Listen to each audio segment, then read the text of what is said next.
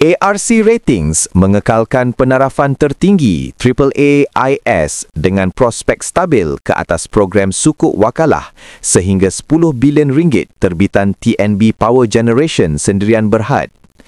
Langkah ini selari dengan penarafan induknya Tenaga Nasional Berhad dan mencerminkan peranan TNB Power Generation sebagai teras penjanaan tenaga negara. Setakat 1 September 2025, syarikat utiliti ini menyumbang 55.3% atau 15,114 megawatt daripada kapasiti penjanaan terpasang di Semenanjung Malaysia. Pendapatan TNB Power Generation kekal stabil di bawah perjanjian pembelian tenaga jangka panjang dengan TNB.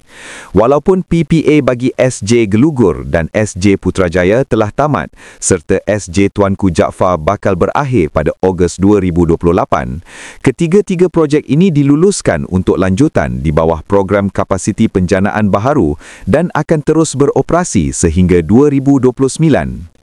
Dengan projek baharu termasuk Loji Hydro Nenggiri dan HLEPSJ Sungai Perak, jumlah pinjaman dijangka memuncak sekitar 22.8 bilion ringgit pada 2027 berbanding 21.6 bilion ringgit pada Jun 2025. Mark menjangkakan tahap hutang TNB Power Generation kekal terkawal dengan aliran tunai mencukupi untuk servis hutang meskipun hasil separuh pertama 2025 susut sedikit kepada 9.8 bilion ringgit. Dengan penarafan kukuh dan prospek stabil, TNB Power Generation terus menjadi nadi tenaga negara.